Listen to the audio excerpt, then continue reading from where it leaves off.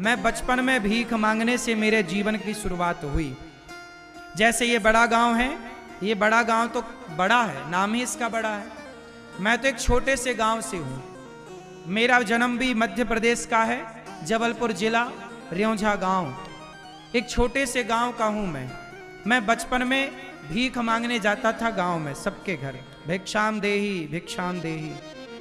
गांव के लोग मुझे, गांव की महिलाएं सूपे में सीधा लगा कर देती थी, आटा जरा सा, दाल जरा सी, चावल, थोड़ा आलू भी देती थी माताएं, थोड़ा नमक के ढेले भी हमें भीख में मिलते थे, और कोई कोई हमें जरा कटोरी में घी भी दिया करता था।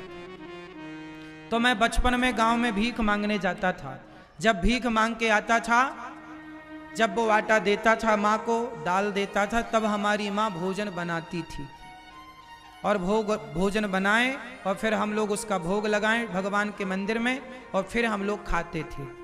मैं खुद भीख मांगने जाता था गांव में।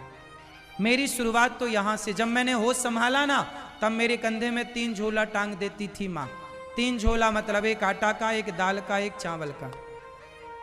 तीनों झोली में आटा चावल दाल मांग के गांव से ले आया करता था। माँ बनाया करती थी, खाया करता था। मेरे पास ना कपड़े, मेरी मौसी आती थी साल में एक बार, हफ्ते भर के लिए। तो मेरी मौसी, मेरा एक भाई है, मौसी का लड़का, वो शहर में रहता था। तो वो जीन्स शहर के लोग पहनते थे, हम गांव के थे, शुद्ध गांव के, तो जीन्स हमारे यहाँ नहीं था। तो मेरी मौसी जब आती थी तो वो कभी कभी भाई के कपड़े उतारे हुए जो वो रिजेक्ट कर देता था, तो वो ले आया करती थी।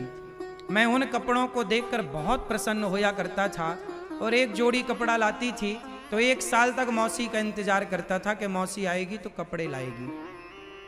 और वो भी कपड़े जब लाती थी तो मैं उनको बड़े शौक से, जब मैं कहीं जाता था तो उन कपड़ों को पहन के जाता था। हमारे पिताजी साल में 1 बार कपड़े दिलाते थे। मैं पैंट पहनता था बचपन में तो दोनों पीछे छेद हो जाते थे, इतने बड़े बड़े घिस जाते थे, मतलब चड्डी दिखने लग जाती थी पैंट से, शरीर ढकता ही नहीं था। ये गरीबी है। ऐसे कपड़े मैंने बचपन में पहने। जीन्स पहनने को मैं तरसता था, महंगा आता था, पिताजी दिला नहीं पाते थे, गरीबी जरूरत से ज्यादा थी।